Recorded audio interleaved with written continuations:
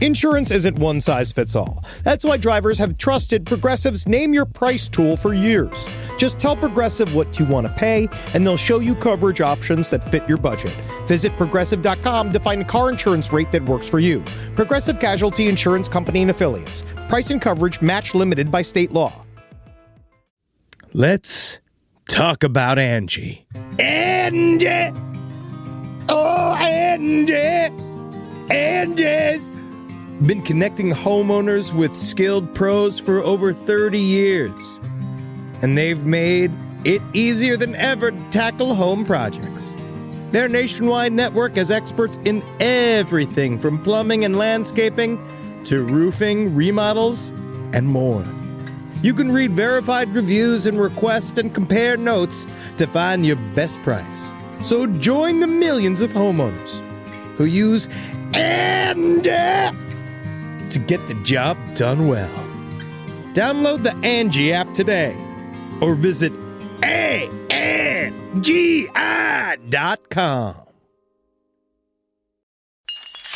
There's no place to escape to. This is the last podcast. On the left. That's when the cannibalism started. What was that?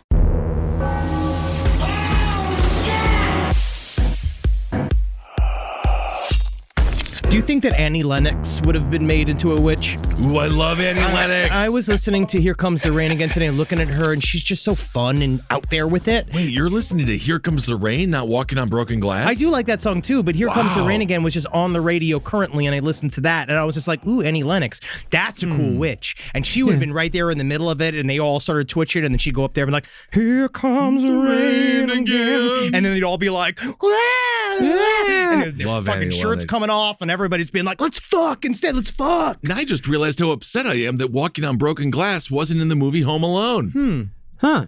Is Here Comes the Rain, is that Here Comes the Rain? Is it that one? No. Here comes the rain again, washing over me like a memory. She was in the rain. Oh, okay. Yeah, she's wet. Here But comes when the you're in the rain, again. Marcus, you don't think of yeah. songs. You're just like, I'm wet. I gotta get inside. I'm wet. Annie Lennox was like, let me bring up my notepad. Ooh. Isn't that nice? Welcome to Last Podcast on the Left, everyone. Here comes the rain. Don't piss on my leg and tell me it's raining. That's Judge Judy. I am Ben, hanging out with Henry and Marcus. Yep. And we are on to the Salem Witch Trials Part 4.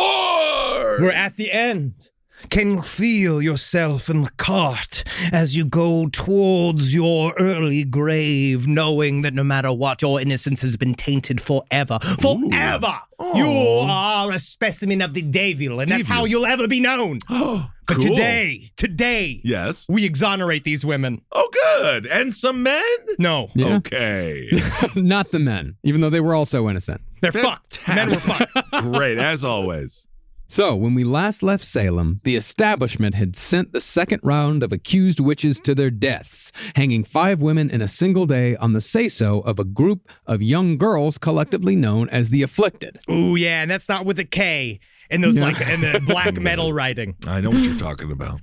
Now, while one might think that seeing 5 people horrifically hung in the manner which we described last episode might tamp down the furor surrounding the witch hunt, things only got worse once the people of Salem dunked their head in the bucket of blood. It was like an aperitif for them. As soon as they saw that first round, because I do think on some level, they were kind of hoping. They're like, all right, because we've talked about before, like that lull in activity in the paranormal activity after the first round of hangings. It wasn't even the first round, just one person. It was one person and then 5 after that. Okay, but there was kind of a lull, right? They're kind of feeling, well, maybe we've done it.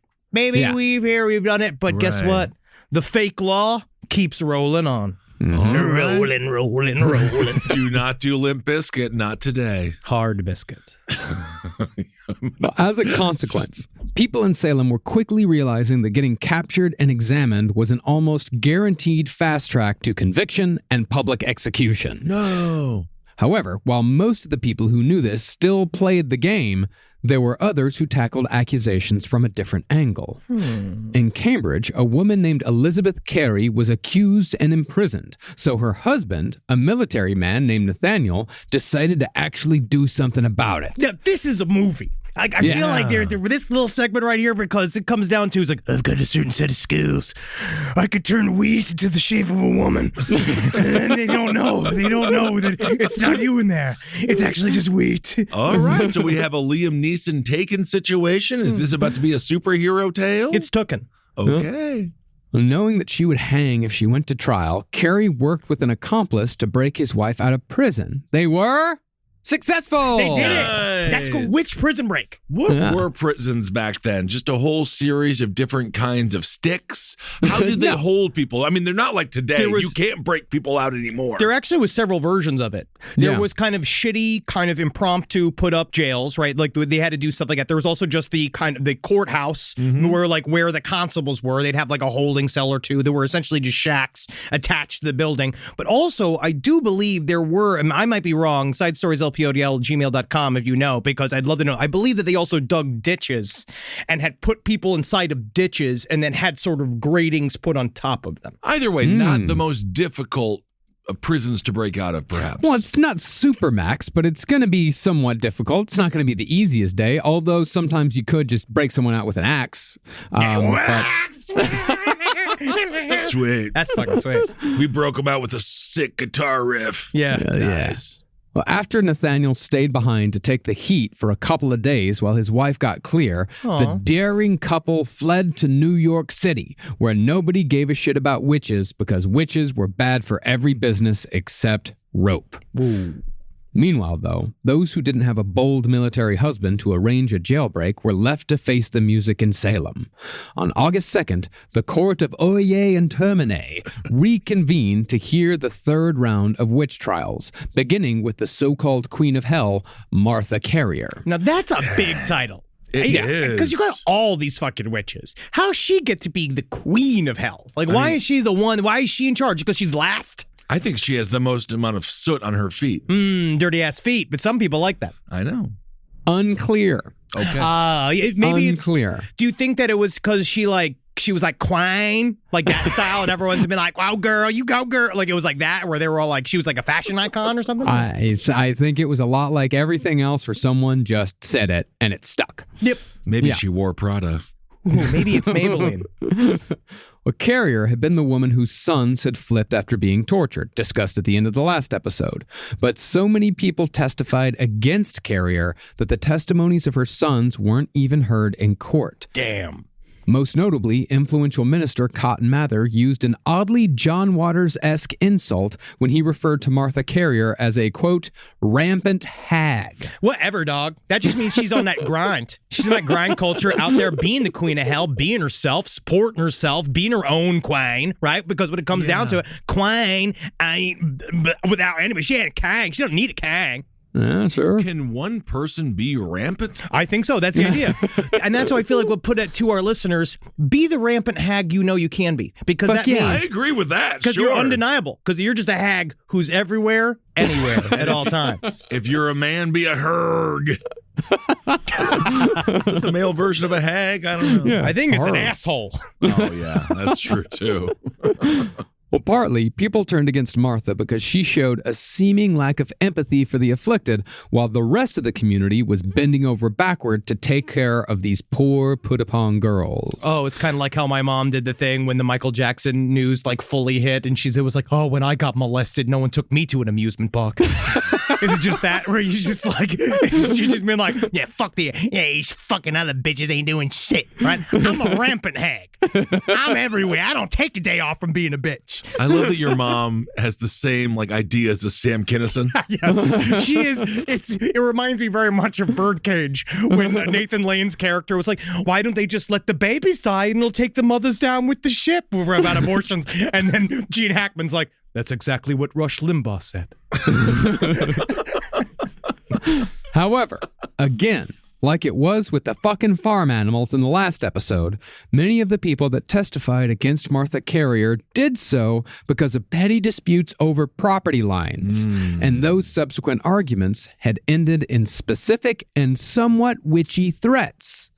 The year previous, a neighbor named Abbott had gotten into a dispute over property boundaries with Martha Carrier, and she got so angry that she said she would, quote, stick as close to Abbott as bark to a tree. There's Abbott, there's me. There's Abbott, there's me. I'm a rampant fucking hag. Well, why would someone want to be around someone like bark on a tree that they hated? Because they can fucking eyeball you, dog. Yeah, they're eyeballing you. They're making sure, and then you ain't gonna fuck up nowhere, no how, not without this rampant hag fucking seeing it and calling you on your shit. I'm the queen of fucking hell. I hate your Right. events. Okay. I mean, it just seems like she would be making her own life miserable also. Hey, man, Quine's gonna quine. All right. I think that's sort of the story of Salem right there, is everyone making everyone else miserable at the expense of their own happiness. Nothing Got but you. net. Now, that threat wasn't too bad, but when she very cryptically said that Abbott would be sorry for causing trouble before 7 years were through, she added that not even the most talented doctor in all the land would be able to save him. I'm liking her, man. I'm liking her, man. Don't you fucking dare to say anything about her grass. I'm not messing with her. Soon after, of course, many of Abbott's cows fell ill and died. He was struck with severe pain on his side. His foot became infected and allegedly gushed several gallons of pus when it was lanced. And a series of sores on his groin also became filled with enough pus to need regular lancing. It just sounds like his body was trying to make another farmer. Yeah. It sounds like he got monkeypox, which, by the way, I've done a deep dive on that. You want to avoid it. Really good advice. Oh, mamacita. Well, supposedly, though, once Carrier was arrested, her neighbor's groin sores began to heal, and no further lancing of the boils was required. And so, for the crime of coincidence, Martha Carrier was convicted and sentenced to hang. It's gonna take 4 ropes to hang me. I guess so. So this guy got genital warts, and they blamed it on this poor woman? It sounds a lot more like herpes than genital warts, but, not every sore in your groin has to be an STD. No, absolutely. He could really just be, it could be a wasting disease. It could be a form of rampant psoriasis. Great. It could just straight It up. could just be bad pants. Bad pants. At the time, bad pants was like a cause of 5% of deaths because they just ground you down. Oh, yes. The old asbestos Levi's. I got to wear, that's why I switched up all my underwear to softer stuff because I really got sick of putting all this cheap ass, coarse, Hanes dollar store fabric up against my most precious jewels. Your ass. It's a good idea. Yes. But while seemingly everyone was convinced of Martha Carrier's guilt, the next on the docket, John Proctor and his wife Elizabeth, were 2 of the accused whose possible guilt split the community. See, Proctor had garnered 51 signatures on 2 separate petitions from people attesting to his good character. This was just like Rebecca Nurse. She had also gotten a lot of signatures, and I think Elizabeth Howe had also gotten signatures. But Proctor was different from Rebecca for one reason. He not only had the respect of the community like she had, but he was also a landowning businessman. Man being the operative word here. Yeah. As someone who has had to petition before and get signatures, I'd rather be hung. It is very scary. I hated it so much. Yeah, being hanged is much better than doing cold calls. What's your address? Can you fill it out? Make sure it's clean and so I can see God, it. you just over them, just being like, use the pencil. Use the pencil, ma'am.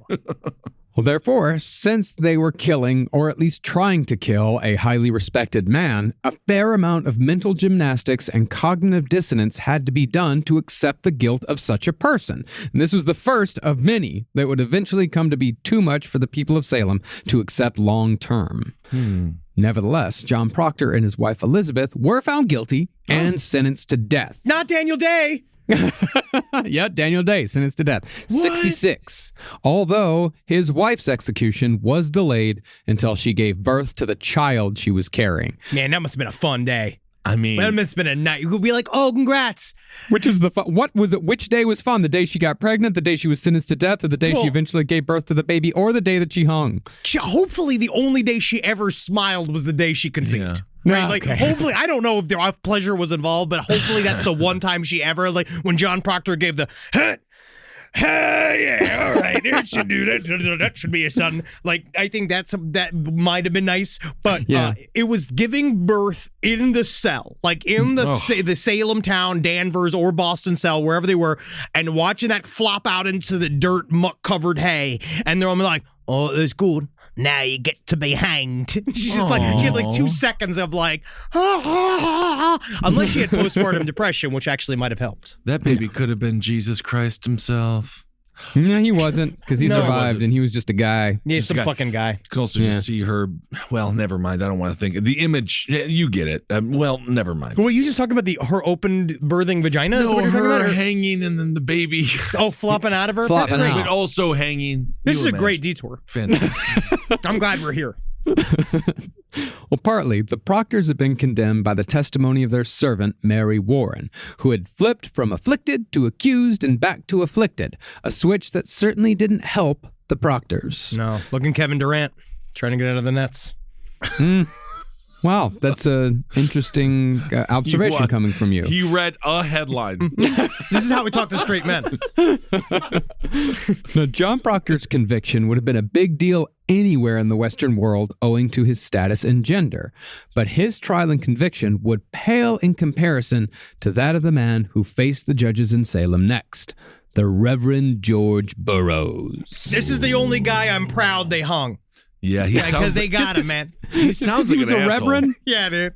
You can't just go around killing people for being assholes. You're correct, but you know what? It really is.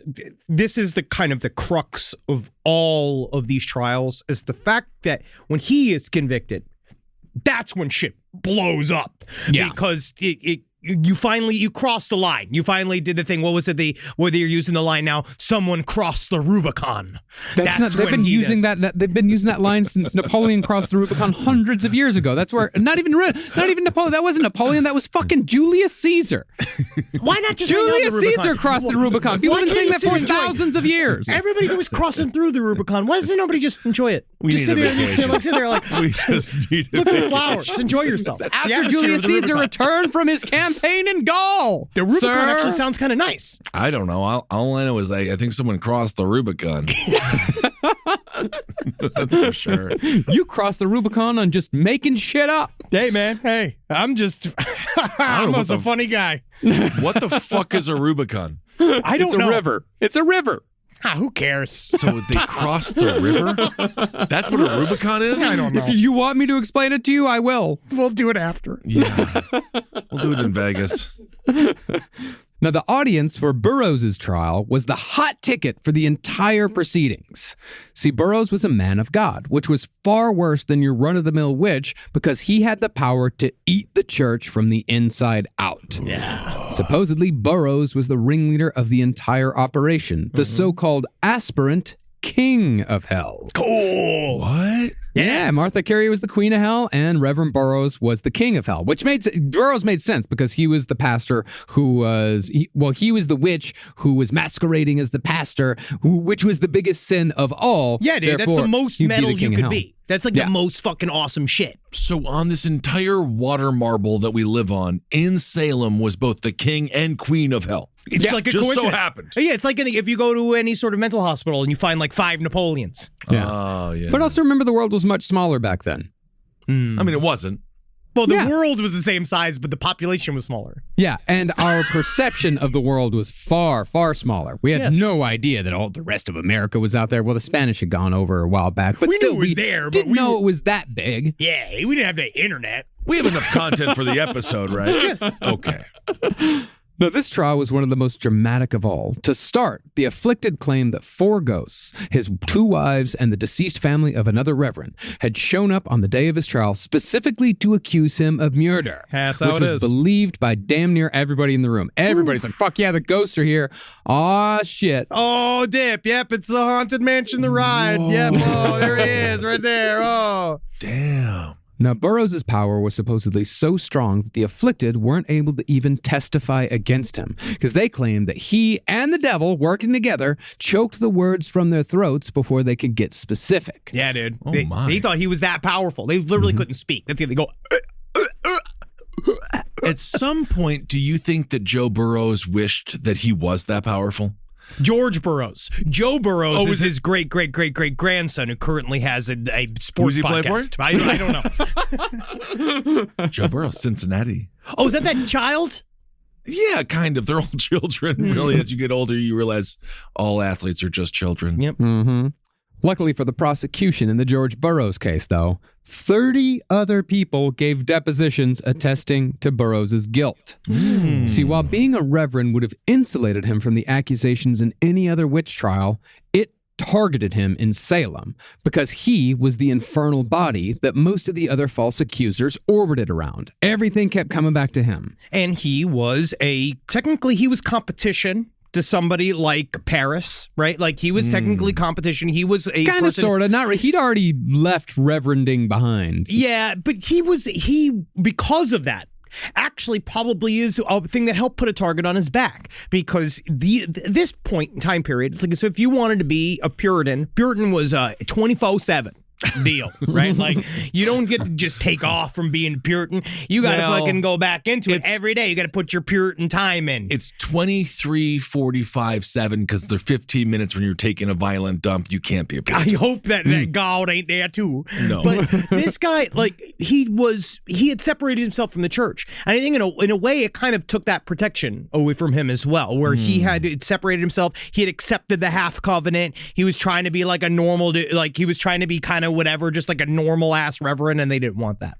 Well, I think part of it was that he was also not very good at being a reverend, and people had always looked at him sort of sideways. But that was also how Salem looked at every person who tried to tell them to not be a bunch of assholes. They looked at all of them sideways. Right. During his trial, 8 confessed witches described how Burroughs lured them into joining Satan's army, vividly painting pictures of well-attended witch meetings and forced poppet making in the pursuit of torturing the afflicted for no good reason. Poppet sweatshops. I was there, and I was already knitting. There was incredible colorways on some of these puppets that we were doing. There was the new black cement, which was really awesome. You had banana ding dong cream pie. It was an amazing colorway of puppet. It was really, really good. But most of the time, the way Burroughs got these witches was through Call of Duty. Isn't that nice? It's really it's insidious. Fantastic. The cherry on top in those testimonies was that most self-confessed witches ended their testimony with the telltale seizures. Susan out here, man. Convincing almost everyone there that bewitchment was indeed real. God, this trial must have been such a show. Yeah, like honestly, there is an element to seriously. You could see how they all kind of got into it too, in a way. Like, especially this point in his point of the trial, like that's the top of the fucking heat. Well, we have 6, 7 hung, 9 hung at the 8 at hung this point. At this point. 6. You have 6 hung at this point. All the 6 world hung, is a stage. 6 hung, 8 dead. This is the greatest performance, without a doubt, maybe in American theatrical history. Yes, at this point. Possibly. Well, Burroughs, meanwhile, could do nothing to prove his innocence beyond weak excuses, and things were only made worse when he became flustered and his answers contradicted each other. This, however, was easy to do during the Salem Witch Trials because, as Henry said last episode, the rules were made up and the points didn't matter. Yeah, how do you weakly just be like, I'm not the king of hell?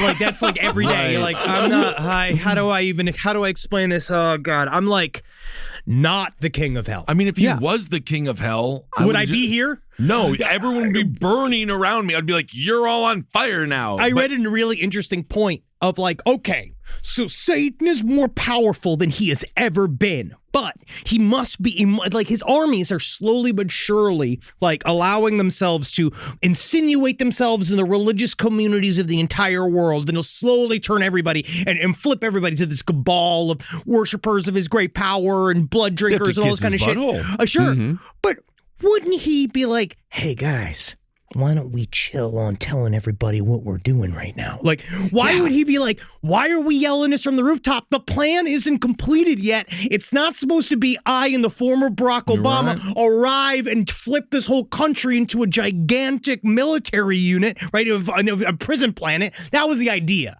But now you guys are all like, why are you doing this? Why you just shut up? Shut the fuck up. Well, what I'd always thought about is that why did these people continue to torment the afflicted while they were sitting right in front of them? It didn't make any sense. None of it makes any sense at all. Yes. There's no like there is some logic to some of it, but there's no logic to most of it. Yes, you're right. Yeah. The only person who kind of sort of came out on Reverend Burroughs' side was his granddaughter, Margaret Jacobs, who had inadvertently given testimony during the examinations that led to the execution of 5 people. Did I do that? She recanted about her grandfather at the last second, but all that did was make the judges more suspicious of Margaret Jacobs, who only avoided conviction because her trial was postponed due to a nasty head boil. Yeah, no one wanted to see it. They're all like, okay, can we put a sack on her head? No, because then we don't know if the devil's eyes show. I'm like, all right, we'll wait till it goes down because I'm sick of her second nose. Yeah, you gotta go Friday the 13th, part 1 on that one, or part 2 when he has the sack on his head. But why wouldn't they just flip it and make the boil a sign that the devil has inflicted her? Not unclear. They just didn't want to see it. They literally just didn't want to look at it. You're like, yeah. You're like, ooh, ew. Jeez. By the end of the 3rd round, though, the judges had produced 5 convictions and 4 immediate orders of execution, with the 5th to come after Elizabeth Proctor gave birth. Besides Proctor and Burroughs, though, the court had sentenced 2 more men of lower profile but still high status to their deaths, meaning that the August 19th public execution was set to be an all-male review. Whoa! Yeah, girls! Thunder Down Under. I've seen that before. Come on, legs up, boys. Come on now.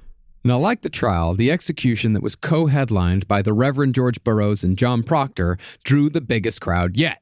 And neither the Reverend nor Proctor disappointed the crowd with their showmanship. This was like a Monsters of Rock of fucking witch executions. They're all in there, dude. One room, man. One night only. Oh my God, that man's pants fell down. He's double hung. Ooh, look at that. Just before his execution, the Reverend George Burroughs stepped forth and recited a perfect rendition of the Lord's Prayer. All right, guys. All right. Let me see if I can do this. All right. Drop that beat. And then he does I'm a so full disappointed fucking in you. rap. Our Father, who art in heaven, hallowed be thy name. And everyone's just like, whoa, oh shit, God does rock. I'm disappointed in everything. But I think it was pretty good, though. That wasn't bad. Yeah. He started spinning on his head. That'd be fucking sweet. Only the devil can be that funky. That's very true. But as we discussed last episode, reciting the Lord's Prayer perfectly was supposed to be impossible for a witch. Yes. But similarly, John Proctor, in an act of passive defiance, specifically asked the Reverend Nicholas Noyes to pray with him. Noyes, however, refused, citing exasperation that all of the people being hung kept insisting that they were innocent even when faced with imminent death. Yeah, it's like a thing. It's like they all keep saying, like, don't hang me, I'm not a witch. It's like, and it's like, that's exactly what a witch would say. I don't know if that's true. But to calm the uneasiness in the crowd that came from these seemingly sincere shows of Christian faith, Cotton Mather, remember we talked about him, he was the Puritan leader that we brought up last episode, he was there to witness his first witch execution. He's finally coming, he's showing up. Yeah, he's like, it's time to get that wig dirty. Yeah, I mean, he is the closest thing to a celebrity that New England has. So it's a big fucking deal that Cotton Mather's showing up for this. Okay. But he stepped forward to once again play both sides, somewhat drawing on his insistence that the devil could impersonate the innocent, but not really going all the way in front of a crowd baying for blood. Mathers explained the perfect Lord's Prayer by saying that the devil has often been transformed into a, quote, angel of light. They changed the rules. No, they did not change the rules. Not really. He cited Corinthians chapter 11, verse 14. Actually, yeah, I agree with you. The rules are made up and the points don't matter. Yeah, it's almost like the Bible's made up. And it's always like, it's just, God. But he did it right. He got the words right. I'm just getting so many flashbacks to when I did the Dune series and like how many times people be like, actually, that's incorrect if you actually look at, and you know, they open up some old arcane chapter from one of the books I didn't like, one of the Brian Herbert books that I didn't read was like, well, actually corrected the record in this thing. And it's just been like, it's fucking, I love it, but it's made up. Like, Dune was not real. It's not real. That's a hell of your own making, my friend. I mean, I love it though. Do you know what they didn't do in Dune? Cross the Rubicon. No water. There's no water. Mostly desert. Maybe if they were on Caladan. Yeah. You rapped. You mentioned Paladin. Caladan. Caladan. Paladin is what you are to me, my friend. And so, after the crowd was sated and the executions were over and done with, the bodies were haphazardly tossed in a shallow common grave nearby, so hastily buried that the chin and hand of the Reverend George Burroughs stuck out from under the dirt, along with the foot of another victim. What was he, Bruce Campbell? How big was his chin? He just was at the top of the pile. Oh, man.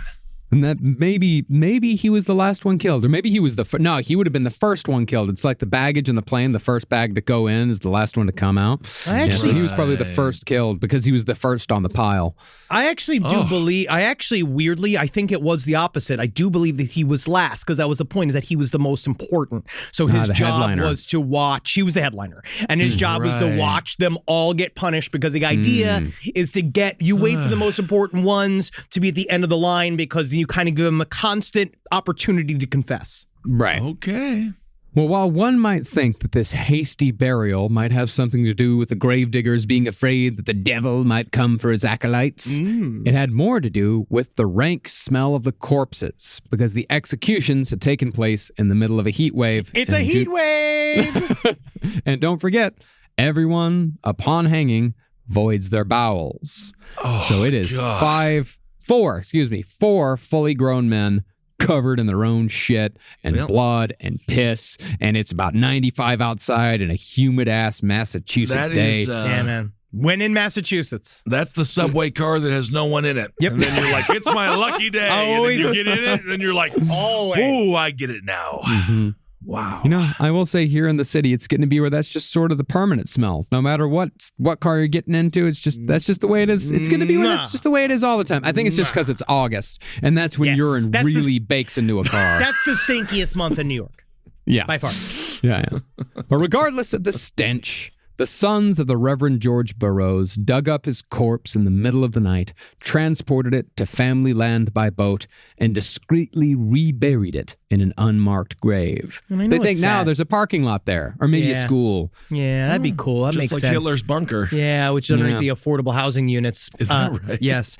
But it's underneath the parking lot in front of the affordable housing units. Yes. Oh my but now God, that's actually Candyman. Yeah, but they finally put up a sign, said that it was there. But yeah, I feel weird like going to school every day. You just living there as a kid, and she's been like, "Yeah, Hitler's bunker was right here. He was right here," and then everyone's being like, "Great, cool, good." They put up like a reserved for Hitler sign? They do have here's a little parking spot for him for forever. And a VW Bug is allowed to park there for free any day of the week. Oh, him and Ted Bundy. Rise from your grave. Hey, what's up, everyone? How you doing? Ben Kissel here with Henry Zabrowski. Yeah, it's me, man. Yeah, bro. Henry Zabrowski is smoking some of that sweet last podcast on the left, babe.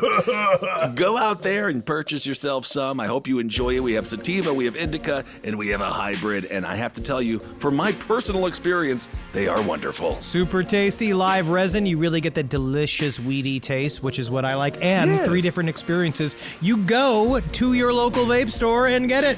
Absolutely. Thank you all so much for supporting the show. We absolutely love you. Can't wait to see you on the road and get that vape, put it in your brain, and have a good time. And if you want us at your favorite weed store, give them a call and ask for them by name. Absolutely. Last podcast on the left, it's weed. Hail yourselves, everyone. Hail Satan.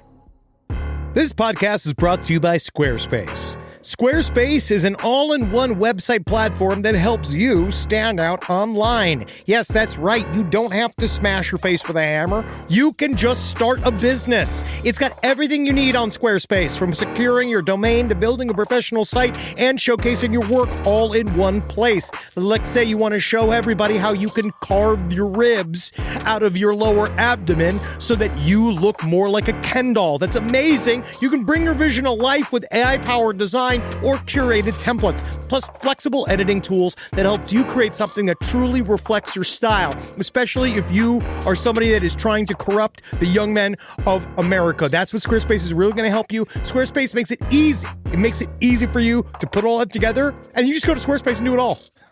Thanks, Braden. Head to squarespace.com/left for a free trial. And when you're ready to launch, use offer code LEFT to save 10% off your first purchase of a website or domain. Hey there, everybody. Is your cell phone bill too much money? Are you getting that bill and you're like, hey, what is this? I can't believe for what? For 5G? Are you crazy right now? $100? I don't even barely got any bars when I'm just sitting in my living room, okay? You don't have to deal with that anymore. Are you ready for this? $15 a month. That's right, $15 a month on Mint Mobile. Yeah, baby. Get their wireless plan, because they're just sitting there on the T-Mobile 5G network, and it's just $15. Your whole life, you're just paying all this money every month. You're like, why? Where's it going? It's going to these phone companies that are robbing you. So go to Mint Mobile. Let them help you talk to your mom. So get your new wireless plan for just $15 a month. Go to mintmobile.com/LPOTL. That's mintmobile.com/LPOTL. Cut your wireless bill to $15 a month at mintmobile.com/LPOTL. That's it. There's no catch. Upfront payment of $45 for 3 months, $90 for 6 months, $180 for 12 months. Plan required, $15 per month equivalent. Taxes and fees extra. Initial plan term only. Greater than 50 gigabytes may slow when the network is busy. Includes up to 20 gigabytes hotspot. Capable device required. Availability, speed, and coverage varies. See mintmobile.com. It's obvious we love true crime, but it does make us feel a little paranoid about what's out there, as it should.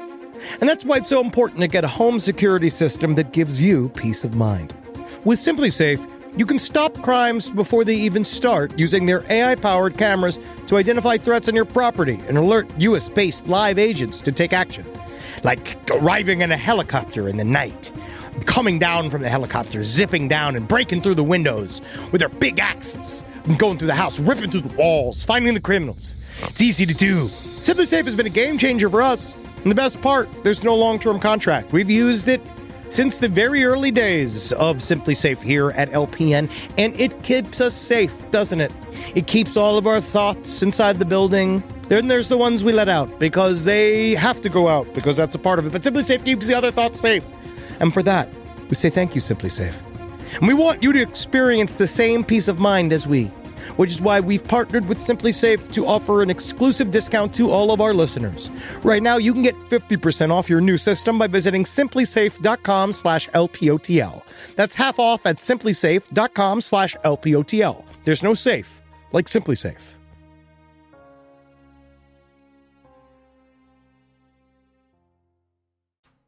Meanwhile, more people were fleeing to New York City, although it was only the people who had the means to do so. In Boston, Philip English, the Frenchman, and his wife Mary had posted bond to get out of prison at the cost of £4,000, the rough equivalent of $1.2 million in today's money. They just paid out. They're like, all right, fuck this. We got the money. We're going to New York, where it's not illegal to be French. My name is Tommy German from Italy. As you can tell, my name is Stephanie Canada, and you wouldn't believe it, I'm from Mexico. That is an incredible bit. Yeah, you get it. Yes, I do. I can do this with it's different countries. It's the man is a different country name than where he's from. Name is Scott Portugal. I'm from where? Uruguay. I'm just really glad you know those countries. Isn't that nice? Well, Mary and Philip fled to New York City, and nothing was done to capture them. But in a telling example of the sort of tit for tat happening during the trial, the English's goods were confiscated by the state at a modern profit of $350,000 for the colony of Massachusetts. There's really interesting thing. There's layers of that within all of these accused where. So it was kind of a rule up to a point that if you were murdered by the state, maybe I believe that this was correct, is that your shit would go to the state. That if you were executed, the state would come and grab all your shit, right? Depending that on went back and forth in Massachusetts, depending on the charter. And so there was a certain period of time where they had fixed that. They're like, no, it should go to the immediate family, the people who own it. But they kill you and take your shit? Oh, yeah. But the original sheriff that was going through the accused, basically what he was doing at the very top was like ganking everybody's shit. As soon as you were hung, As soon as you were hanged, they would have went and you'd go and grab your stuff and be like, it's mine now. Like, and they would just do, which is also kind of interesting of like, don't you think that a witch's items would be actually incredibly dangerous to own? Cursed objects. They're cursed objects. Yeah. It's also strange because they just jump right on it and like, just sleep. They just like sleeping in a witch's bed and They shit. just wanted to watch people die. They didn't believe any of this shit. Whoa. No way. I truly do believe that some of them did and some of them didn't. I don't think the sheriff was all that concerned with it. The people who were profiting from it certainly weren't concerned with it. But I think the vast majority of people did believe their own bullshit. Right. At the same time, the association game was resulting in even more charges, even after 10 people had been hung. Or, 10 people had been hanged. Thank you. You're welcome. I don't want to get the fucking DMs. I don't know. Unfortunately, if we don't say it, they won't listen to a single other word we say in the podcast. So they were hanged. They were hanged. They were hanged, yes. The examinations continued between trials, and a man named John Jackson was put in the jackpot after 6 afflicted girls accused him of witchcraft. The association was John Jackson's aunt, Elizabeth Howe, who had already been hanged. But what really turned up the volume on the whole affair when it came to association was the fact that many of the accused were now confessing instead of protesting their innocence. And every time that was done, the number of witches had to be increased to make room. Yeah. So if you confessed, you did have a better outcome. Were you hung if you were confessed? We'll get to that here in a bit. Okay. Accused witch Ann Foster claimed on July 15th that there were 25 witches. Had to be. Had to be. At least 25. At least 25. Okay. But a week later, another accused said that there were 77. They said we had a big runoff. You would be surprised. Honestly, I don't really know like how we got so many witches at once. It's a lot of subs. Now 77. It's a lot of subs in one day. That is a lot of subs. Okay. By the end of August, there were 3 confessors saying there were 200 witches. Oh, my God. And the afflicted were also fueling rumors that there were over 300 witches in a colony-wide population of about 50,000 people. My name is Cordial, Indiana. I'm from Michigan. And I am telling you one thing. We need to do something about this witch inflation. Yeah, we... It's an inflation joke. Yeah. Very good. I combined 2 jokes. I'm learning. Thank you. Tellingly, though, accusations had not yet hit the main population center of Boston. And at this point, things had not gone past the small rural communities where life was harder, things sucked more, and no one could stand anyone else. Yep.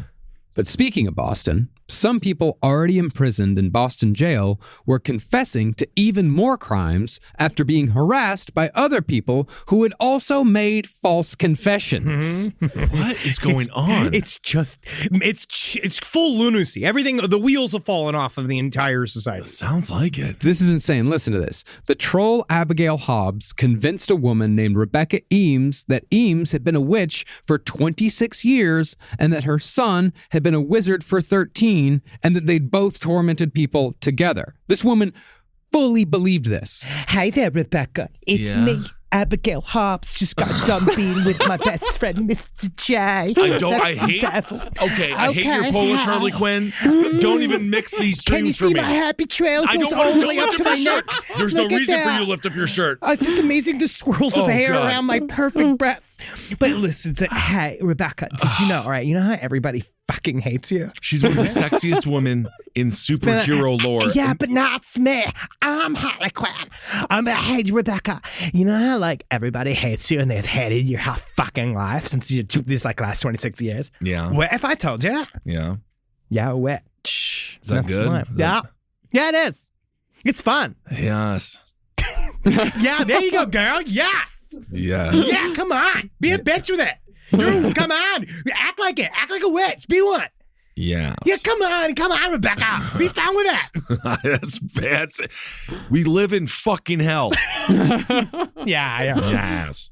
Well, the incredible thing about this is that, like, modern false confessions, like, for example, like Jesse Miss Kelly of the West Memphis Tree or of the West Memphis 3 or 5 of the Beatrice 6, these confessors convinced themselves that what they had falsely confessed to was, in fact, what really happened. Because at some point, you're in jail. right? You're already there. Like, it's already happened to you. You've been brought into the fold. At some point, I think that it might help your reality to be like, well, I have to be here for a reason. If I'm not here for a reason, then everything is fucked and life is really hard. But it turns out, like, you know, like I'm going to be rolled over by the justice no matter what. So now you kind of, your brain can start to, I believe, it puts you in the place where you're at already so that you don't, like, the cognitive dissonance is too much. Well, what a fucking nightmare when you know you're innocent and you're incarcerated. I mean, my God. It's very scary. Yeah, maybe flipping your brain and be like, I deserve to be. I don't know. That's crazy, though. I mean, Rebecca Eames, she was so distraught with her false belief that she was a witch that she unsuccessfully tried to hang herself in her jail cell right after she cut her own throat with a razor. Jeez, how'd she fail at both of those? She's not a very good witch. I guess not. However, this flurry of accusations, along with the fact that community leaders were starting to swing, this was slowly turning the tide on public support for the trials, especially when it became obvious that convictions were mostly coming as a result of spectral evidence. But even though support was waning, or possibly because support was waning, the court of Oyer and Termine geared up for the largest round of trials yet, this time trying 8 of the accused who were still protesting their innocence. This time, you had Dorcas Hoare and a woman with another unfortunate surname called Anne Pud Eater.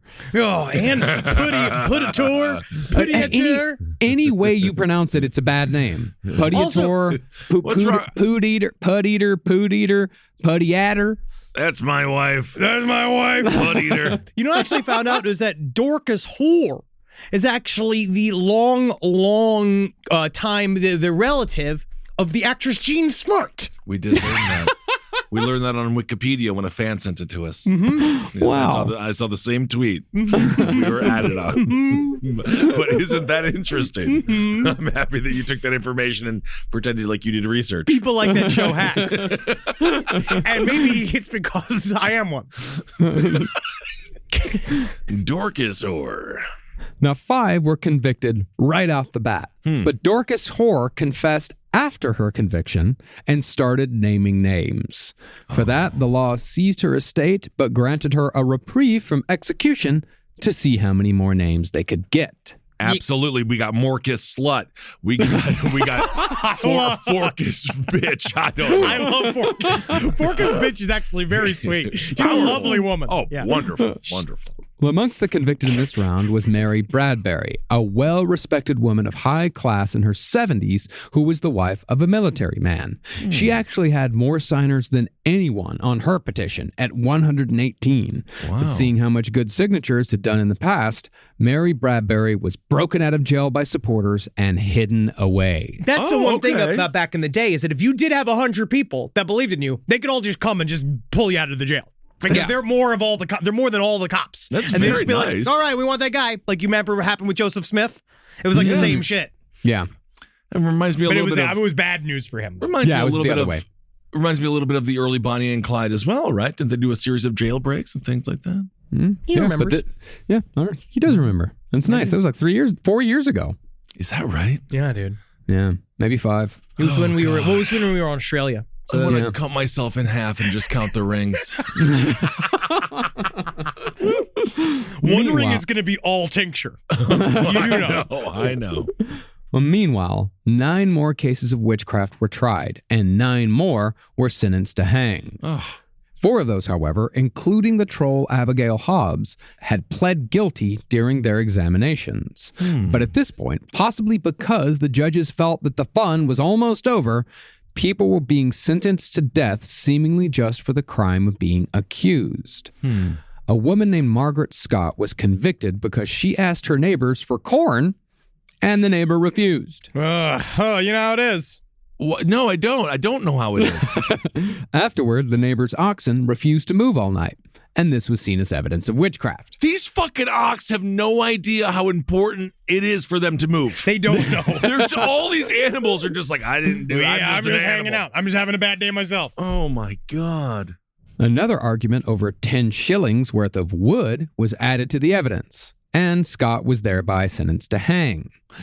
However, while most of the accused were either falsely confessing or steadfastly protesting their innocence, there was one man in particular who refused to participate either way. My boy. That man was Giles Corey. It's Giles. It's Giles, really? I like Giles. no. Let's go Giles. It Giles is. is I like cooler than Giles. It is Giles. No, Giles sounds like a lubricant-filled jelly. I'm just trying to save us 5 emails. Sure, 5 emails and Let's go with Giles. It's all names are made up, so we're just gonna make it up as Giles. Actually, wouldn't it be Gilles if we're doing that? That's like 2 L's. Like That's Gilles 2 Duras? L's, you fucking asshole. Okay, so it's You're just the asshole today. Gilles. You're the asshole. What? I'm the academic. Wow. Yep. Now, in the old English way of doing things, I'm just going to call him Corey. Fuck you. Great. There we go. Giles Corey sounds so much cooler than Giles Corey, because Giles sounds like he doesn't have any teeth. Well, Giles is kind of an old-time butler name. Yeah.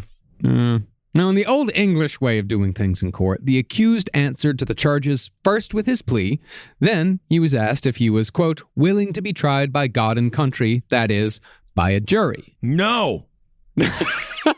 Well, the stock answer to that was, by God and by country, which was that era's version of answering, do you swear to tell the truth with, I do. I never do. But while Corey pled not guilty to all the witchcraft charges read against him, he refused to answer the follow-up question. Because if he didn't answer, then this sounds like something you would do, then the trial couldn't proceed. He's not wrong, technically, in a perfect. way, you know? Yeah, I could sit here all fucking day in silence. Well, in English law, this tactic of refusing to answer was called standing mute. But standing mute was not an advisable way of avoiding a trial. Standing mute was met with something called peine forte et dure, which translates to strong and hard punishment. Okay, so make me watch the fucking JoJo from Magnolia Farms' cooking show for a certain period of time. Okay. And so when Corey was brought before the court 3 times and refused to answer how he would be tried every time, the court of Oyer and Termine sentenced him to be pressed to death for his stubbornness. You don't think I can't handle the weight? I'm a straight bastard. Come on. All right, you want to make me talk? I'll show you. You want me to talk? Blah, blah, blah, blah, blah, blah, blah, blah, blah, blah. I mean, That's at what some you want? point, you can't handle the weight. It just keeps on coming down. Mm-hmm. Well, essentially, being pressed to death involved placing the stubborn person on a large board while another board was laid on top of their body. Then, rocks of increasing size would be stacked on top of said board. Simple yet effective. So how do you actually, I would assume it's suffocation. You get crushed to death. You Your get- internal organs get crushed. You So get you're- squished to death. Wow. It's not pleasant. Yeah. Well, the idea, because they say that there's a certain point where you're still alive as you're getting crushed. You're still alive, but even if you do say, okay, I'll do it, you're already dead because your internal organs have all been crushed. You're going to die eventually at a certain point, but You've you're just going been to... made jelly, and it's the 1690s, which means it's not like you get flown in a helicopter to like a fancy hospital where they can like hook you up and shit. No, you die of a long-term infection or bleeding, internal bleeding, and you just that's become you die a of. giant bruised sack, and you just expire in pain and feverishly die, hallucinating and screaming. Fantastic. Well, the idea was that the weight would cause the defendant to acquiesce to answering the question before he was crushed. But that is not at all what happened with Corey. See, after Corey was sentenced, but before he was pressed, Ann Putnam Jr., chief accuser, said that his specter visited her and told her that he would, quote, press her to death before the law pressed him. And then you're like, all right, let's see what happens. Yeah, full court press. Here we go. After that, Putnam Jr. was visited by another spirit, but this one said that Corey had pressed him to death with his feet. That doesn't make any sense. Big feet. See, while the stories about other accused witches committing murder most foul were almost certainly false, Corey had indeed killed a man by beating him to death almost 20 years before the trial. I'll fucking beat anybody to death. But that wasn't the problem. Nah. Back in the day, it was a misunderstanding. I guess so. In 1675, Corey had hired a guy described as, quote unquote, Almost a natural fool. almost a natural fool. Almost. What does that mean? That means he's a Rudy Rudiger type. Almost a natural fool. But I know. Rudy came to talk to her at our school, as I've said before, and he is a fool. Yeah, but he's not a clinical fool. Like, he's not medically a fool. He is. Yeah, no, he's none of that story is true. No, they let him play one play. Yeah, and the game was already over, and they carried him off the field being sarcastic. No, it's nice, technically. The movie was nice. Yeah. The movie was nice. Well, apparently, Corey was not satisfied with the job that this man had done. So Corey beat him to death with a stick. So this, he received heavy fines. I'll pay what I owe. Wait, okay. So you can beat a dude to death with a stick, but the idea of spectral evidence gets you killed. Yeah.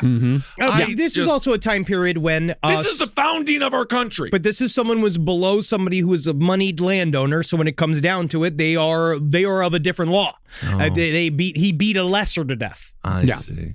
And so, sort of like Dorcas Horror, nobody was really surprised nor all that concerned when Corey was accused of being a witch. And absolutely nobody, as far as I know, came forward to defend him when he was brought out for his pressing. This is what I mean when you say you can't murder someone just because they're an asshole. True, because again, eventually in maybe some way, shape, or form, you do get punished for it, which is this is kind of his punishment for that. Okay. On that day, Corey was taken before the public and placed between the boards. Look, I'm a sandwich. You fucking assholes. Indeed. Then, rock after rock was stacked on top, and according to legend, Corey only said 2 words before he was crushed to death. More weight. Jesus Christ, man. Bro, you're liking this way too much to make it fun for me. Yeah, dude. Reportedly, his tongue then lolled out of his mouth, and Sheriff George Corwin took his walking stick and pushed the tongue back inside as either a final show of just how little Corey was regarded, or in an attempt to lessen the morbidity of the situation. Now that's just rude. I guess so. My God.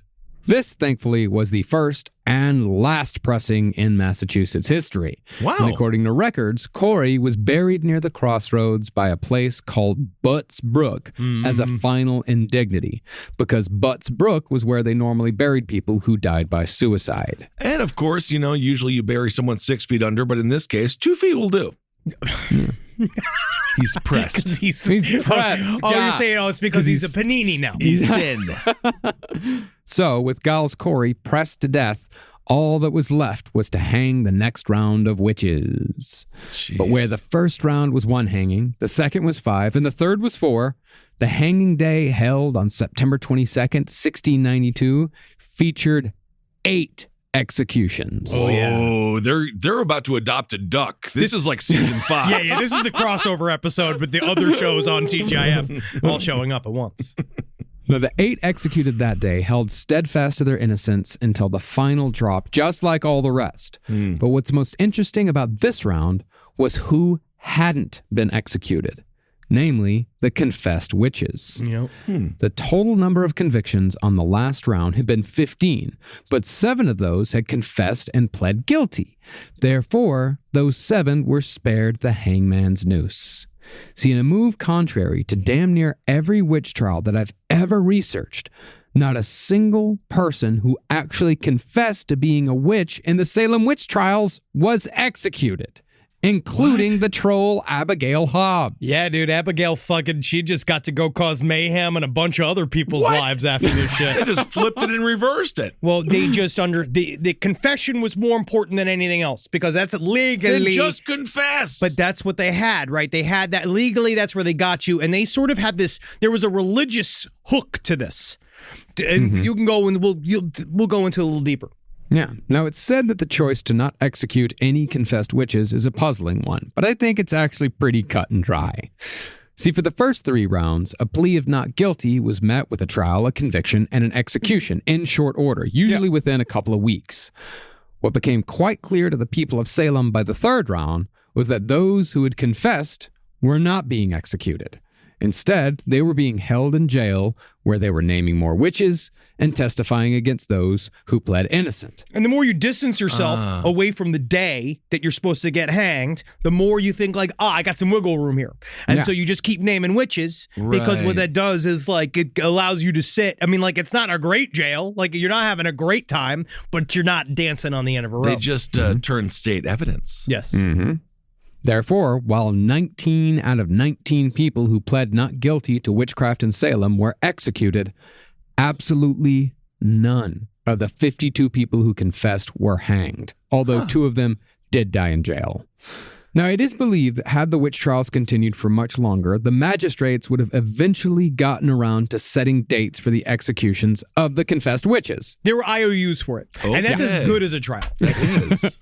But another reason why the confessed witches survived might be that people were following the same logic used to condemn the use of spectral evidence while also maintaining that the devil was still out there trying to jam everyone up. After 19 people had been executed, Cotton Mather wrote to one of the judges saying that it was actually better to keep a confessed witch alive so that they might repent and bring glory to God. This was, he claimed to believe, the best way to ultimately defeat Satan. Because now you have these definite witches, right? You have these straight up witches that are saying that they're witches. I mean, they're not witches. But what we're going to do is that through this process of the trial and them confessing and holding and showing all these other like non-recalcitrant witches, right? That they aren't going to come. They're not going to come to admit recalcitrant. I don't know. Rubicon. Rubicon is an incredible. Have you ever played Rubicon? It's incredible. Love that fucking game. Fucking hate this. I hate the word. I'm upset I did this. Very wet. But because you're flipping the devil harder if you got to confess witch, because then it actually works for everybody's from a PR standpoint. Right. It works for everybody. Because then after the trials, all the confessed witches can be like, see, I was saved by God. And then it's a great commercial for Puritanism. Crossing over the Rubicon. Yeah. Now, the last round of witch trials had only lasted 2 weeks, meaning that those 15 people going on trial for capital crimes, they averaged less than a day each. Wow. Because that, of course, you had 2 days break for the 2 Sabbaths. And that was nuts even by 17th century standards. Jesus. Besides what many felt was a rush to judgment, the public also began to notice that the evidence in the last 15 cases wasn't quite as strong as the ones that came before, even with the confessions. Furthermore, the fact that the confessed witches were all still alive while everyone who protested their innocence was dead, it introduced just a shade of doubt in everyone's mind as to whether or not they were really doing the right thing here. Yeah, I believe it. At some point, everyone's like, "Oh, what are we doing here?" I think we might have. Oh, things might be a little icky. Jeez. Yeah. And so Cotton Mather's father, Increase Mather, finally weighed in. Yeah, old Pappy got in there. Yeah. Okay. See, Increase Mather was just as influential to the colony as Cotton Mather. But while Cotton had been wishy-washy on the issue of spectral evidence, Increase came out against it, albeit far too late. Yeah, it's almost like he came out against it once he wasn't like worried that like they'll all rise up and accuse me of being a witch. It's like now that maybe some of the heat's lessening. They got the bloodlust out, maybe. Yeah, maybe. Who knows?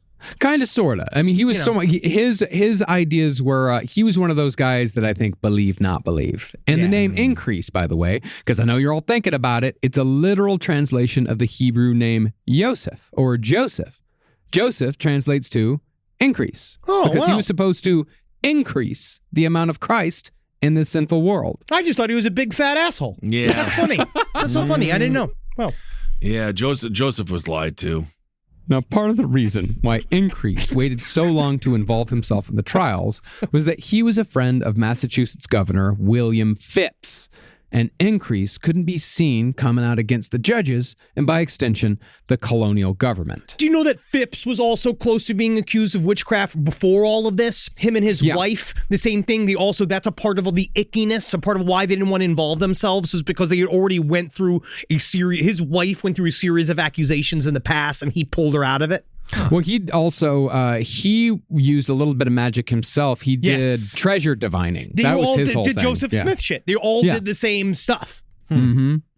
But when public pressure against spectral evidence began to grow, Increase published a short book called Cases of Conscience and Concerning Evil Spirits, in which he publicly questioned the credibility of possessed people, confessed witches, and especially spectral evidence. Okay.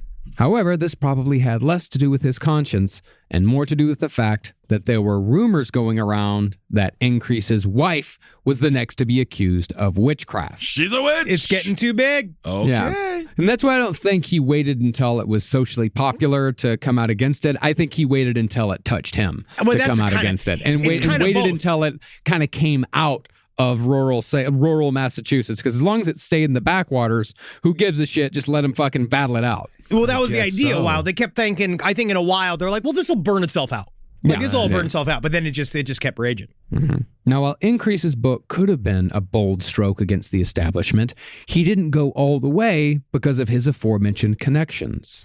Instead, he included a postscript in his book tacitly endorsing the executions by saying that he himself would have voted to execute Reverend Burroughs had he been on the jury. And this is despite the fact that Burroughs' conviction was based on the testimonies of possessed people and confessed witches, along with spectral evidence and nothing else. The mind of a politician has never changed. No. It is just that double speak is so fucking infuriating. Since dare I say, it makes him a witch. Literally since the invention of government. Yes. To be totally fair, though, Increase did try in other ways to tamp down the hysteria. He went to Salem jail and talked with some of the accused who were still alive, and they not only retracted their confessions, but also retracted their allegations against other alleged witches. So you can kill this group now. Yeah, I did that. All right, cool. They all just retracted. You can go wipe those guys out too. That'd be great. That's all you got to do, I guess. Yeah. Increase also wrote that while he did believe that there were dangerous witches that needed to be, in his words, exterminated, it would be better that 10 suspected witches should escape rather than one innocent person be condemned.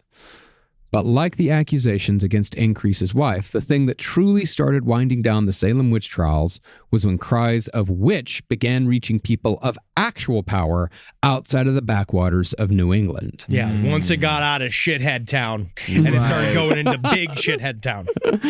One girl from Andover accused a, quote, worthy gentleman of Boston of being a witch.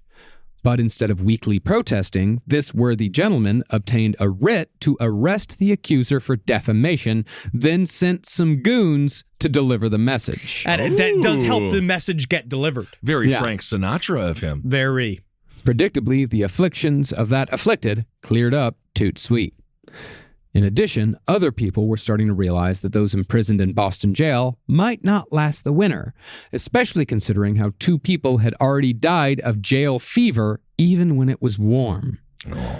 And so, after much public pressure, Governor Phipps finally acknowledged the witch trials to his superiors in England, while also saying, don't worry, I'm putting a stop to everything, except under extreme circumstances. Just understand that, listen, okay, like, I know it was icky for me too, and we're all kind of upset about what had happened, how this all went down. We're all kind of upset about it. It is upsetting. But honestly, just like, it's like already done. So don't worry about it. I've already been handling, so I didn't want to make you get all concerned about it because I was already handling it. So it sounds like you're horrified. No. Yeah? Is everything falling apart? No. Is everything okay? Yeah. All right. See, Phipps was able to pass the buck on the witch trials because he said he had missed most of it trying to win a frontier war in Maine. How could I even know? How could I even know what was happening? And these fucking molasses trees out there in Maine, you have any difficulty? The resistance they're putting up? They're sticky.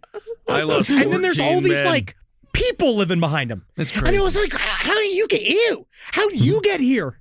And when he returned, he said, from these frontier wars, the people he'd left in charge had gone just the tiniest bit bananas, which was partly his fault, but not really. I was just like, it's more just like I couldn't my main problem was that I couldn't foretell the flaws of other people. Oh, that's your issue. That is my main thing, is that I couldn't Do you also care too much? I work so hard. Right. Again, knowingly, though, Phipps made his big push to end the witch trials just after an afflicted girl accused his wife of witchcraft. Interesting. Yes, meaning he was fairly content to let the whole affair play itself out until it affected him personally. God, you can just see fucking every time Mrs. Phipps walks down the street, and we're just like, ugh. Actually, it kind of makes me think that she must have been like super hot or something, because a lot of the times, if you're just constantly deflecting witchcraft, or you're amazed, or it's one or the other. No, it's either you're not wearing a bra. You might be Dorcas Horror. Yeah, who actually was the only witch in this whole thing. I like her. Rise from your grave. A roast as dark as the night, perfect for fueling the cryptid research and mad ravings required for your podcasting. Don't mind the red eyes, he's just trying to warn you of the bridge. The bridge. Finally, from the caffeine-addled brains of Spring Heel Jack Coffee and Last Podcast on the Left, we bring you Mothman's Red Eye Blend. Yes, delicious Panama beans. Go to lastpodcastmerch.com to order yours today. This is a paid ad by BetterHelp. You know, stigma shows up in a lot of different places. I know I had to explain to my handyman about the devil imagery in my home. I had to explain that in our home, El Diablo es bueno. And he reluctantly agreed. I think largely just because he was in my home and he was scared. But over time, he began to see, the devil can be my amigo. See, even in 2026, stigma can get in the way of a lot of things, right? My handyman almost didn't put up my floating media cabinet, right? You gotta get support for your mental health. Maybe you've encouraged friends to consider therapy while avoiding taking the first step yourself because you're busy, worried what others will think, or telling yourself you should handle it alone.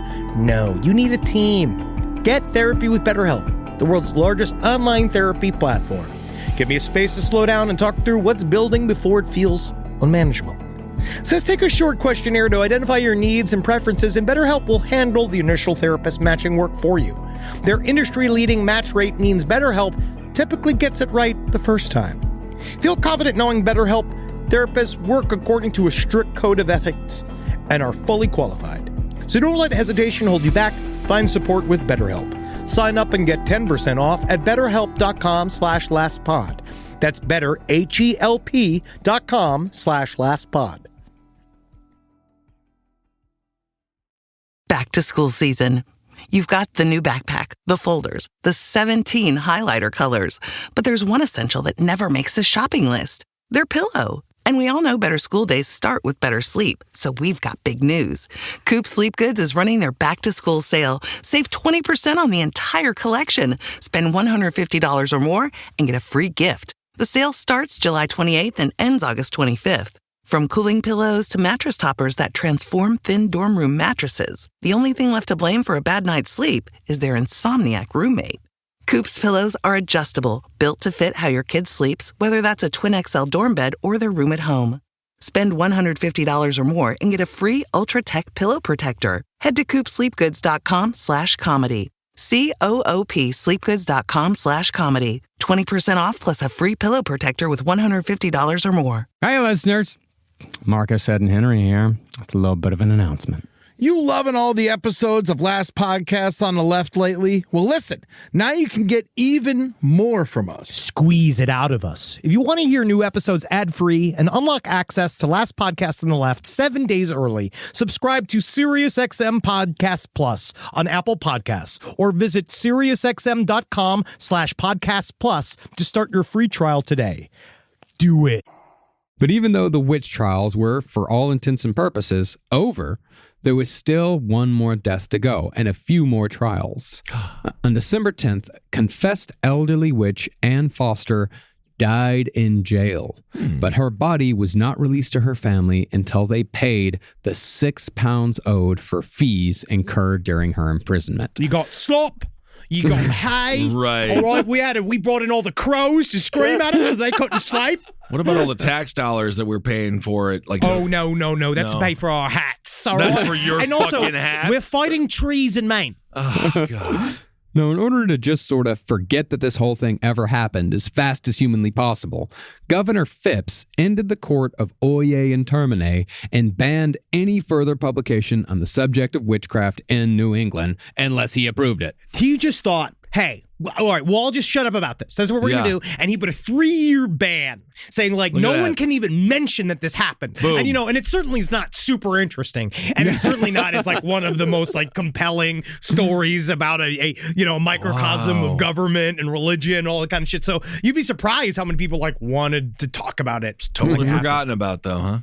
See, the people of rural Massachusetts, they were, in a way, sobering up from almost a year of extreme witchcraft hysteria. But instead of blaming themselves, they were on the verge of blaming the government for not stopping them from acting like savage morons. Wasn't this kind of on you to make us not crazy anymore? It is the truth, because we talked about it in the last episode. The judges on the old, like, as they were coming up, like, the quote-unquote liberal view that they were trying to espouse was this, like, the judges were supposed to there was a barrier of entry for evidence and accusations and all this kind of shit that was supposed to keep all of this, like, wildfire hangings. It wasn't supposed to happen. They were supposed to stop it. The judges were supposed to be there to, like, make a sense of normalcy. But then it's like, what happens when mommy and daddy go insane? Exactly.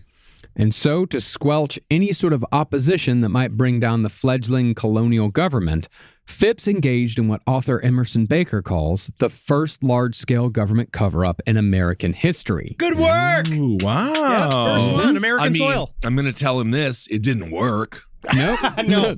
You see, as it is with most cover-ups, this only angered people more because damn near everybody knew someone who had been touched in one way or another by the proceedings. And books criticizing the trials had already been published by the time this gag order went into effect.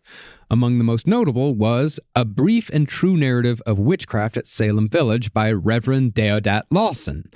His book held particular weight because it was alleged multiple times during the trials that Reverend George Burroughs had murdered Reverend Lawson's family using witchcraft, and Deodat had published a full book saying, that's a bunch of bullshit. My wife and child died because life sucked and everything was hard. I killed my family. I killed my and family. if I don't get fucking credit for killing my family, I'm going to be pretty upset. About the only person in Massachusetts who didn't or couldn't read the room was Cotton Mather. But Cotton had fucked himself because he'd already explicitly supported the proceedings by attending an execution in person. No one asked him to be there. No. You know what I mean? No one asked you to come. No one asked you to insert yourself into this whole fucking story. So I'm glad you also got covered in shit. Yeah. Right. See, Massachusetts was now doing worse than ever, and a public acknowledgement that the government had wrongly executed 19 people, pressed to death another, and imprisoned well over 100 more, it could have brought the whole fucking system down.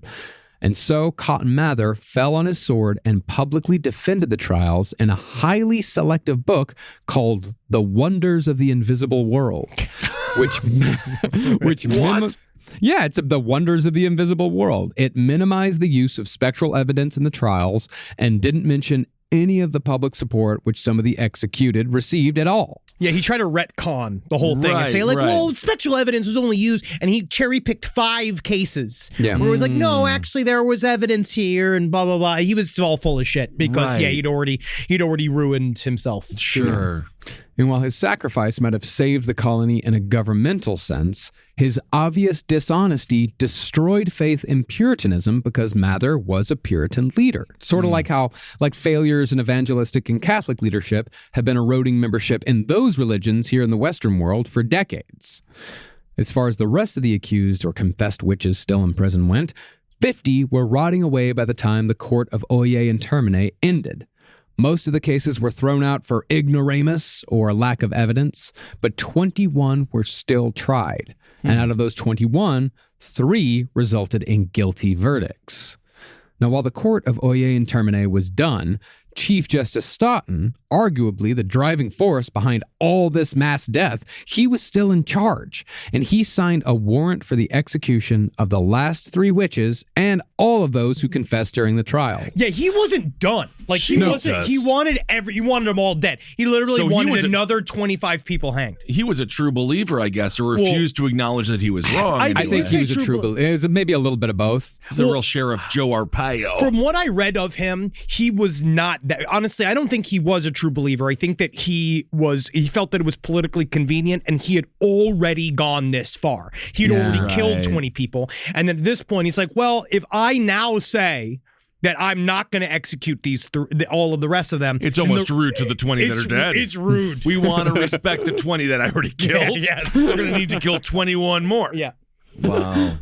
But in a last-minute decision, Governor Phipps, eager to just get all this bullshit over and done with, he reprieved the 8 that Chief Justice Stoughton was trying to murder and had them all released without telling Stoughton. Run! Run, witch! Okay. And then she flies away at a broom. Oh, God damn it, we let her get away. And so, when Stoughton learned of the stays of execution upon the next court session, he walked out of the court in a huff, like it was the last scene of an 80s teen comedy where the cool kids saved the summer camp from the stuffy curmudgeon all at the last second. I have to agree, that damn talent show was entertaining. After that, every remaining accused witch was acquitted, but were freed from jail only after they paid their prison fees. One last little, make sure the government always make sure. One last little bill. Isn't that nice? Elizabeth Proctor, wife of executed witch John Proctor, she returned to her farm with her newborn baby to find that authorities had stolen everything. Oh, great. Similarly, Dorcas Hoare also returned home to an empty lot. But then she did the thing, she crossed her arms and blinked and like witched her nose and like all her shit just showed back up. Bewitched. But perhaps the saddest postscript is that of Tituba, the woman who was forced to kick off the whole affair by the one who enslaved her, the Reverend Samuel Parris. See, even though she'd been the first accused in January of 1692, she wasn't tried until May of 1693, having spent a year and a half behind bars. Her confession was rejected because it was all based on spectral evidence, but she, like everyone else, had her jail fees. Reverend Parris legally still owned her, but he refused to pay and instead sold her to someone else to cover the £7 she owed. Tituba then disappeared from the historical record completely.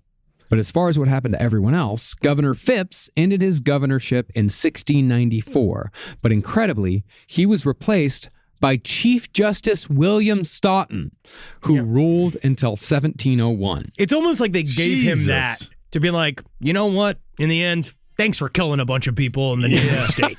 You did what it takes to be a great governor. You really did. You really made it. So our tax dollars were spent well on those ropes. Wow. After Stoughton, though, came Joseph Dudley. And with Joe Dudley, the Puritans were no longer in charge. I mean, Dudley's a cool guy. Yeah, Joe Dudley is pretty nice. Dudley, baby. Yeah. Dudley, Massachusetts then became a full royal colony and remained so until 1776, motherfucker! Whoa, 1776, folks. Whoa, it's happening again. 1776. It's all over again. It's going to rise again, 1776. Now, perhaps not surprisingly, the Reverend Samuel Parris did not win any popularity contest for basically setting the whole of Massachusetts on fire for an entire year. What did I do? I mean, you just ruined everything for everybody. Yeah, you did it. Yeah. What if I rap the Lord's Prayer? Well, I love white rap. Well, furthermore, all the petty grievances that Samuel Parris had with Salem over pay and firewood, the shit that arguably started all of this, still hadn't been settled. Yep. And it would continue for years after the trials. In other words, Parris played his best hand, got 23 people killed, and 23. Yep, 23 people killed. And lost. And then he also didn't get his fucking firewood. Look, that's like what I mean. A bitch. He played his best hand. He didn't get anything. He got nothing. I got to kill 23 people. I mean, that's pretty sweet, isn't it? Yeah, how many people have you fucking killed? Not 23, man. Now, he did apologize for his part in the trials, and he apologized for the acceptance of spectral evidence. It's like it didn't happen. It did happen. Apologized. It really did happen, though. It's like 2 years later. He was given a sermon. And he only kind of half apologized, too. Like, he didn't really give it all the way. Yeah, it was very much a sorry if... Sorry that happened for you, but... Yeah, sorry if me getting all these witches killed, I'm sorry if that offended you. I'm sorry. I'm sorry if you felt like that about yourself. That was just kind of mean that you did that. Yeah, well, I'm sorry for it, so get over it. Okay. Yeah. This, however, was not enough for his enemies in Salem. He spent 6 fucking years arguing and fighting, and then finally stepped down as minister after his contract ended. The people of Salem did not get rid of him. And then he stayed in Salem so he could sue for back pay. Oh my God, what a fucking jackass. Yeah, I mean, this is the city on a hill, man. This is this idea that they are all, it's this, the Puritan ideal. Just be a fucking asshole in the woods. I want to pay you. I need 5 cords. Cords, please. Finally, they just gave him 79 pounds just to fucking go away. Get out of here. Get out of here. Paris then spent the next 23 years moving from town to town, arguing about pay in every location. He switched from minister to school teacher to shopkeeper to farmer. And finally, Paris died in 1720 at the age of 66 as an absolute fucking failure in everything he ever tried to be. How dare you, Marcus? He inspired 4 episodes of our show. That is very true. That's a big deal. And I feel like that's equals everything that went on. 23 deaths. Yep. 23. That's something. That's nothing to shake a stick at. You can shake a stick at a bunch of corpses. Yeah, exactly. It doesn't do anything. Interestingly, though, it only took the people of Massachusetts 5 years to realize how badly they'd fucked up. Usually it's a couple hundred. In 1697, they observed a fast to acknowledge their wrongs, and 12 jurors from the witch trials signed an apology asking a pardon from God himself. Okay, hear me out. We're not going to eat bread today. That is what they did. Oh, my God. Okay, hey, listen, hey. You're going to be kind of hungry for 12 hours? Can I just do it for 8? Sure. Okay, Because cool. it doesn't fucking bring anybody back. 9 years after the fast, Ann Putnam Jr., the most vociferous of the accusers, she went before her congregation to read a statement of contrition. Said, I'm sorry. Now, she still blamed the devil for deceiving her. Good. But she did say that for her part in the trials, she desired to lie in the dust and earnestly beg forgiveness from those that she caused sorrow and offense. I'm sorry for everything. And I'd also like to point out that I have not eaten chili in the past 9 years out of respect for the corpses. And I've avoided most of the beans that I like. And there's many beans that I love wish I could eat. I love beans. And anyway, so I've done that. Yeah, I'm almost the victim, aren't I? Now, that's going to be hard to do in Massachusetts in 1692. It's a lot of beans. It's a bean-based diet. It's a tootie people. Now, some believe that this apology by Ann Putnam Jr. was an admission that she was knowingly lying the whole time. Personally, though, I think Ann Putnam Jr. started as a case of true conversion disorder, but she eventually got caught up in the scene with all the cool older kids, and she kept upping the ante until someone simply told her to stop. And it's just very difficult to pull yourself all the way back. Think about all of the families that have lost people to fucking QAnon. I really do mean it. And once you have sunk so much of yourself and your time and your energy into believing something that is absolutely total horseshit, that also leads to societal chaos and actual death, it is very, very difficult to then come be like, sorry. This is the closest that you get. You go the devil is still real. You have to package it in all of these things and still be like, hey, let's bygones be bygones. Denver Airport. What's going on at the Denver Airport? Oh, no. Now it's honestly a lot of delays. I know that. Well, Ann Putnam Jr., she was only 12 when all this shit happened. That's why she was traumatized, and she went through it, and she had to deal with a lot of shit. And in a way, I feel like that I agree with you. She was having a trauma response at the time, and then it just got pulled into the lore. Well, the older girls. But it's 12 that was a going big part on of it. 40 at that point, though, right? What? Back in the day, 12 years old wasn't 12 years old. It wasn't like it is now. They didn't have My Little Pony. She was an adult. Well, they had ponies, but they had actual ponies. Yeah. But her brain, still formed at the same rate as humans today. Yeah. And she's still under the sway of older girls, that she wants to impress. We humans, no matter what time period, always have a need for societal acceptance. And I think she very much fell into that. Oh, yeah. And at the time, being a witch was super fetch. Yeah, not Fetch, me. I'm a lone wolf. Me and my 12 biker buddies are lone wolves. And we don't hang out with anybody but ourselves Me and my a couple of 20 other people. friends and their girlfriends, yeah. But I'm a lone wolf, yeah. Well, even though the people of Massachusetts apologized in 1697, it took until October of 2001 for the government to officially declare that the 19 people executed were innocent, which I suppose is done to make people feel good about something after 9/11. 9/11 had to happen for us to admit that. Oh my God. Okay. But in a moment of insane synchronicity, which makes me very nervous about doing the fucking Manhattan Project in the future, the last person to finally be declared not a witch was Elizabeth Johnson Sr., whose name was cleared the day before we released our first episode of this series. Just got pardoned. Not a witch. Not a witch. Officially.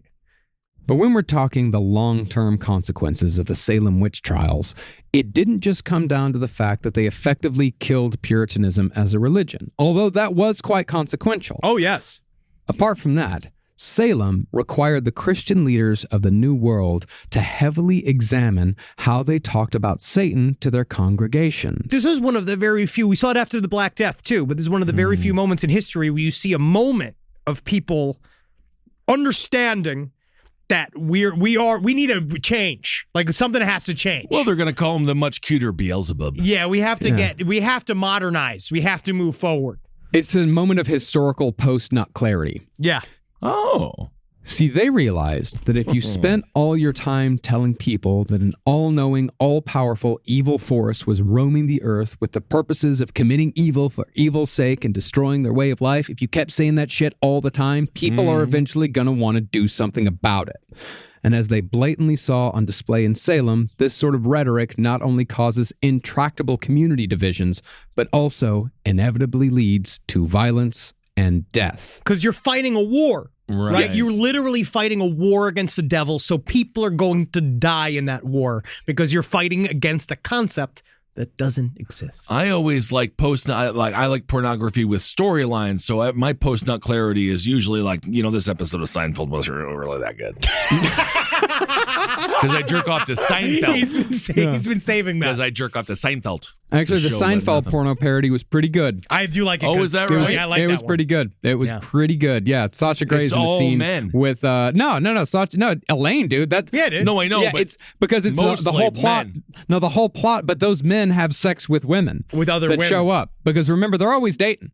They're always dating. George fucked a lot. He killed his fucking fiance. That was her fault. No, it wasn't. It was his fault. He got her the poisoned envelopes. The funny thing about the porno parody is that the actor who plays George, they got an actual George-like man to play him, and they never let him have sex. Yeah, he doesn't fucking the whole thing. Yeah. The whole thing is that the plot, very quickly, right here at the end of the fucking series, the plot is that Elaine goes to the porno Nazi instead of the soup Nazi. She finds the best porno shop in all of existence, and that's the plot. Well, it seems like that show's about something. Isn't that interesting?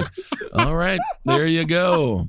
And so, ministers in the late 17th century stopped talking about Satan so much because they recognized that going too negative turns any belief system into a death cult. It then eats itself from the inside out, while also taking a lot of innocent people with them. I was a really interesting passage in the Europe's Inner Demons kind of talked about how what this did was that it kind of put witches and all that kind of shit on the back burner for about 100 years, like up until the early 1800s, when that fervor bucked back up. It was considered during the 1700s. It was basically considered the idea that there was a gigantic cabal of devil worshipping witches that was so debunked that no one even really talked about it anymore. That's They're like, well, that's dumb stuff. Yeah. But then it wasn't until the 1800s when a bunch of literal comedians, guys who made up and tricksters made up this bunch of fake evidence about witch trials that didn't happen, and it brought the whole thing back up again, which is where we're at again 200 years later. Fantastic.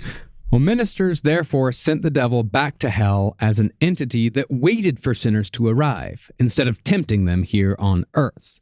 With the devil as tempter gone, Christians then took more personal responsibility for their sins, and Satan largely disappeared as an earthly force in America until the Great Awakening 30 years later. So Satan just basically, he had it easier.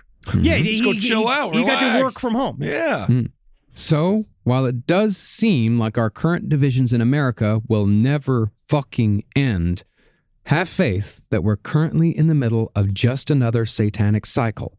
And if history does indeed rhyme, we may yet have a few decades apiece to look forward to here in the near future. Now, that is an actual positive ramification. Was it? Of our series. I mean, no, I don't know. I don't know. I don't know if it's going to happen. I don't know. Maybe I hope what he's saying happens. I mean, I hope history so, too. also I mean- rhymes, but then, like, you know, I don't know. I mean, what rhymes with nuclear bomb? I mean, we've dealt with this since 1945.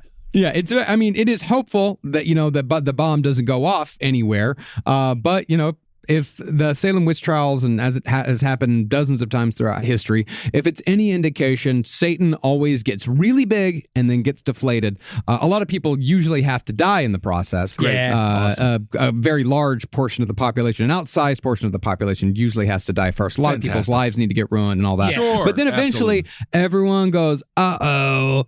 And then they kind of, and Did then I just they, come back from a diner with back. that egg on my face? Oh my goodness. Yeah, no, it's all the same. All right, Salem Witch Trials, everybody. There it is. Wow. You mentioned eggs, by the way. I watched Triple G, Guy's Grocery Games. He doesn't like eggs. And I'll tell you one thing, speaking of tricksters, his son tricked Guy. He said, Guy thought it was going to be a bacon challenge. It was an extravaganza challenge, and Guy doesn't like eggs. No. So there you that's go. just cruel. That's just a boy It was pranking his pretty father. cruel. That's Again, really a lot sad. of people have to die. I'm just glad it's one last thing we could learn. We've made it through a month of witches, and a fucking 500 episode celebration is now over. That's right. Next episodes, we're very excited when we come back from our little break. Obviously, there'll be some episodes where don't worry, you'll be entertained. But I'm very excited for this fall and what we have ahead of us. Absolutely. We got some cool good shit. old-fashioned weirdo topics. We've got blood. I'm very excited for some weirdo shit. Absolutely. The next episode's going to be all about Virginia Slims. You're going to love it. It's the more feminine cigarette. I actually like them, but you got to suck hard to get that smoke. I know you do. All right, everyone. Well, thank you so much for listening. We hope you're doing well out there. It was awesome to see you in Vegas. yeah. Check out Last Comic Book on the Left, issue 2 Yeah. on z2comics.com. Get that pre-order. It's fucking straight out. That's Drink right. some of that fucking coffee. Sweat. We got the fucking, honestly, that's what Spring I Hill was. Junk. I was fueled with it, man. Yeah, I know you've had an interesting tummy week. All right, Yes. everyone. Well, thank you so much for listening. Hail yourselves. Hail Satan. Again. Congratulations, everybody. Hey, man. You know what? If you want to be the queen of hell, Yeah. fucking make sure everybody knows this week. Absolutely. Also, bring back the name Dorcas. Yeah, honestly, Yeah. I'd like to see some Dorcases out there. Absolutely. Yeah. Why I'd like not? to see more people out there calling themselves rampant hags. Yeah, man. Be one this week. Absolutely. This show is made possible by listeners like you. Thanks to our ad sponsors, you can support our shows by supporting them. For more shows like the one you just listened to, go to lastpodcastnetwork.com.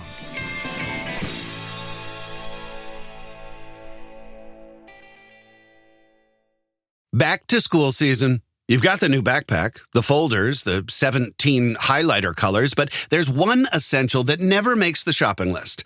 Their pillow.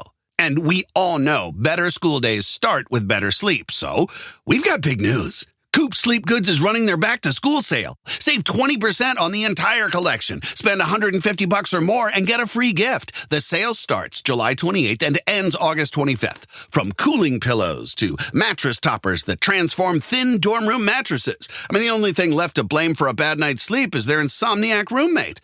Coop's pillows are adjustable, built to fit how your kid sleeps, whether that's a twin XL dorm bed or their room at home. Spend $150 or more and get a free Ultra Tech pillow protector. Head to coopsleepgoods.com/comedy. That's COOP sleepgoods.com/comedy. 20% off plus a free pillow protector with $150 or more. Hey, listeners. Marcus, Ed, and Henry here with a little bit of an announcement. You loving all the episodes of Last Podcasts on the Left lately? Well, listen, now you can get even more from us. Squeeze it out of us. If you want to hear new episodes ad-free and unlock access to Last Podcast on the Left 7 days early, subscribe to SiriusXM Podcast Plus on Apple Podcasts or visit SiriusXM.com/Podcast Plus to start your free trial today. Do it.